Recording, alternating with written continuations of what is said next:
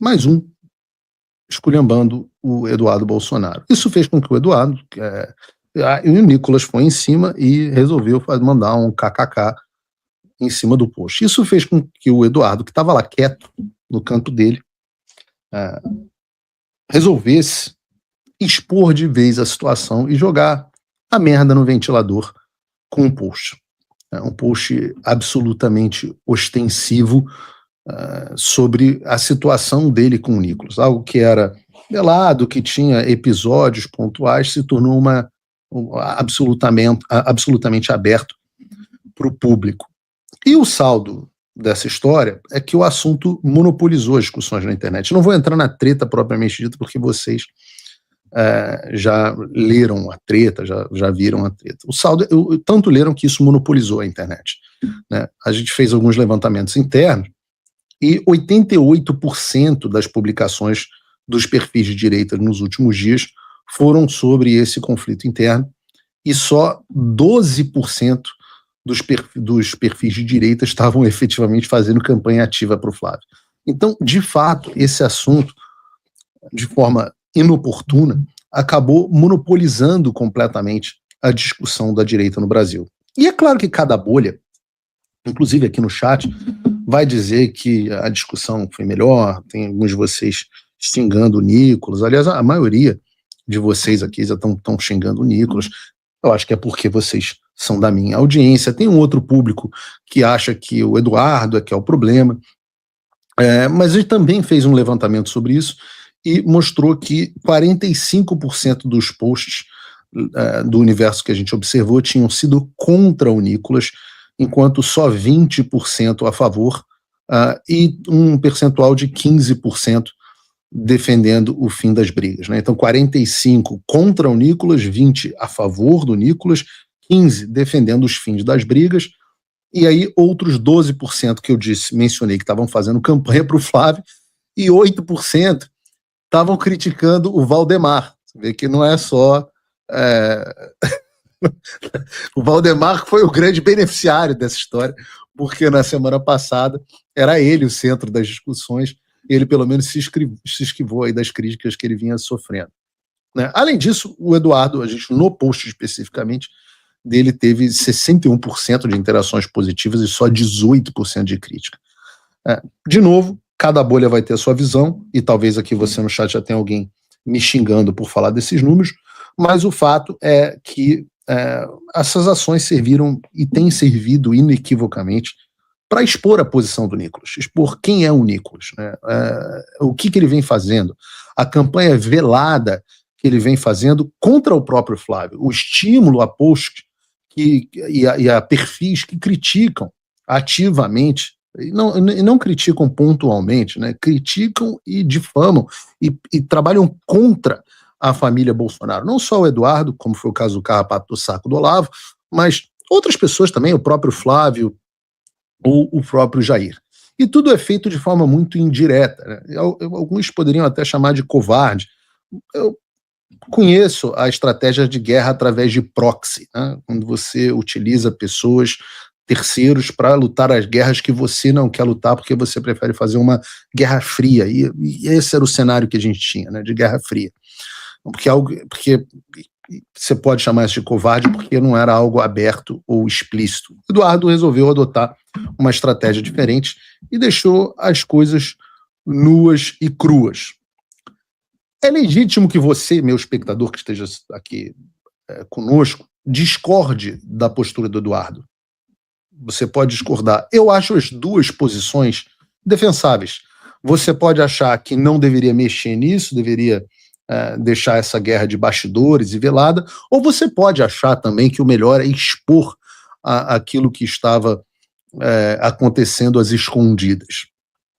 Eu, curiosamente, sempre fui da opinião de que o Eduardo deveria, neste momento não tinha ganho nenhum em o Eduardo se envolver nesse tipo de coisa, porque o foco era a união em torno da campanha do Flávio. E, nesse sentido,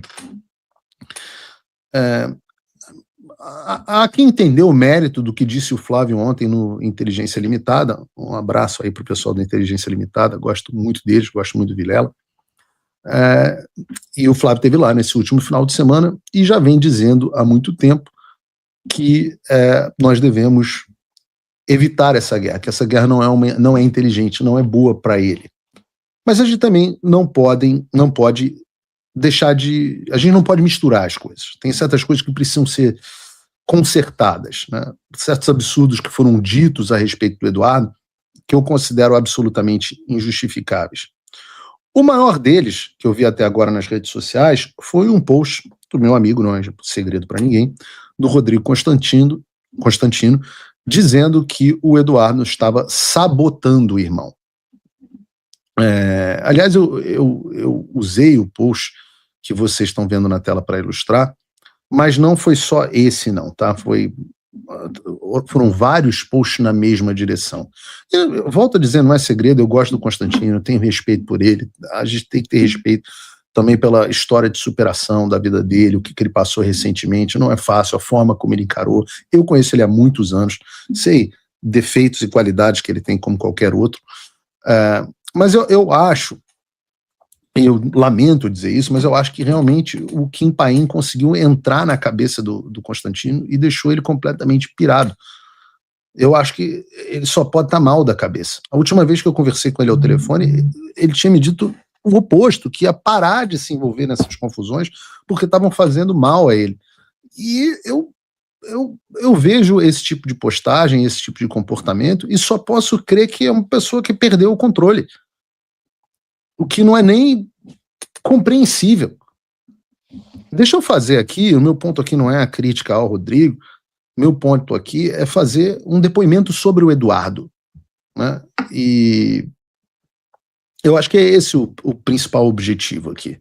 Meu objetivo não é sentar a porrada no Nicolas, não é criticar o Rodrigo, não vou focar em X ou Y. Eu acho que o que eu posso dizer a vocês é dar um depoimento a respeito de quem é Eduardo Bolsonaro e citar eventos que podem ter sido esquecidos por muita gente.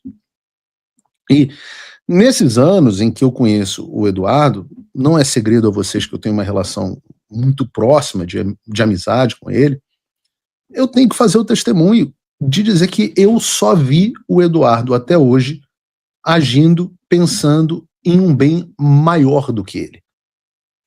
E eu posso exemplificar isso de várias formas. Em 2018, por exemplo, o Eduardo foi o deputado federal mais votado da história do Brasil. Mais votado da história do Brasil. O Nicolas achou que era ele o deputado mais votado da história do Brasil. Não é. Ele também não é o centro do universo. Também os planetas também não orbitam em torno do Nicolas, e ele também não foi o deputado federal mais votado do Brasil. Foi o Eduardo em 2018. 4 anos depois, Eduardo poderia tentar bater o recorde, tentar ter a mesma votação. O que ele buscou fazer? Eduardo já sabia que ia ser eleito. Já sabia que ele ia ter muito voto. Então ele passou a dedicar todo o tempo fazendo campanha, não para si mesmo,